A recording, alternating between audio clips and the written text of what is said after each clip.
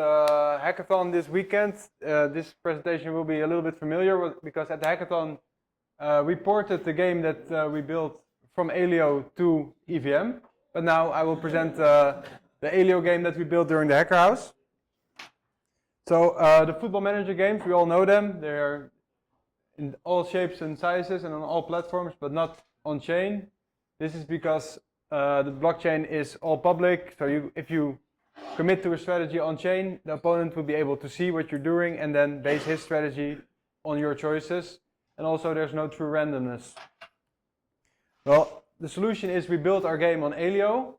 And here with Aleo we can verify the input that the player provides and use ZK proofs to privately commit to these strategies and be able to prove that they committed to this.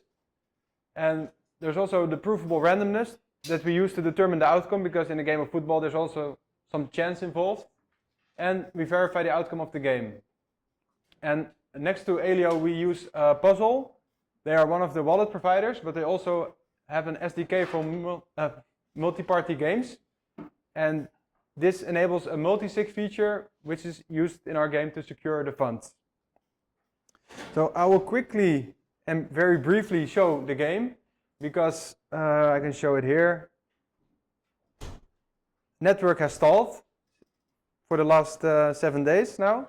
So I won't be able to actually show the flow of the game, but I will quickly run through like the front end. Here we can create a game. I will input an address, and here's the slider to select how many coins I want to wager. And this is basically the game. I think I'll put it on light mode so you'll see it better.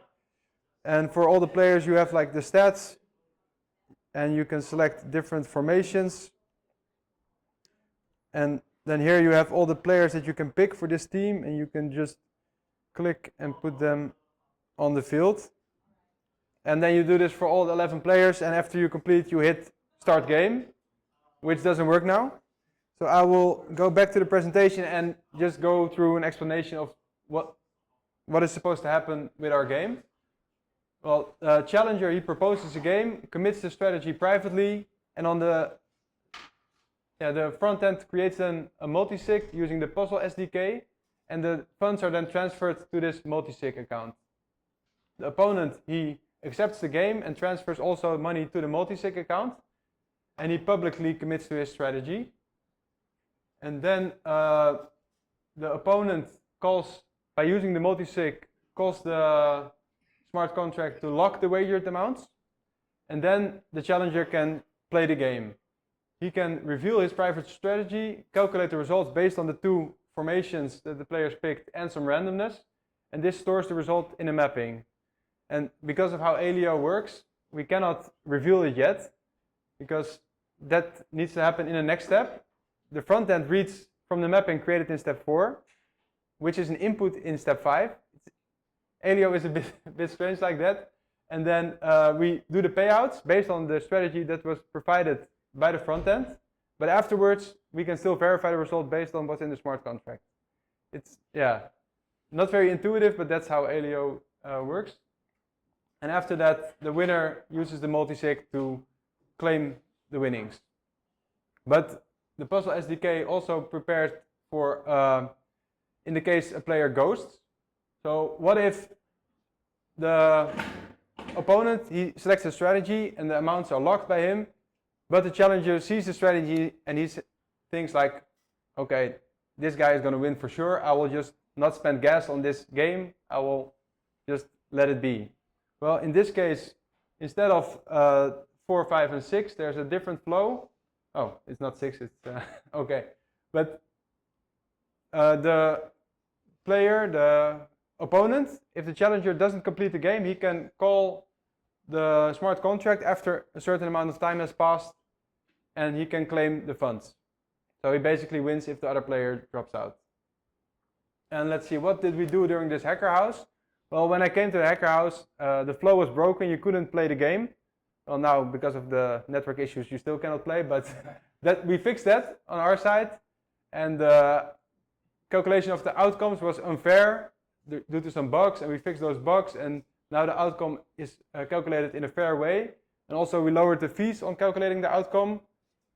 And before the Hacker House, you can only win a game or lose a game. The draw was not possible because of the multisig. It was not configured properly. So we made some changes on that. And now a draw is also possible. So we are ready to release our game. And now we're just waiting for the network to go back up, because otherwise it would be quite difficult to release. And also during this hackathon, we ported our game to the EVM, which was a nice challenge and a lot of fun. And what's next? Yeah, we're gonna release our game, and then we're gonna do some marketing, and then have people play our game and get some feedback. And then we're waiting for the Aleo mainnet, which will be soon, to launch our game for real. And in the meantime, we will be adding new features like leagues and tournaments, and we want to investigate NFTs for players that you can trade. But we don't know, because there's no NFT standard on Aleo yet, so that will be a big challenge. And yeah, I'm Arjan, my teammate is Umut, and that's it. Thank you for your time.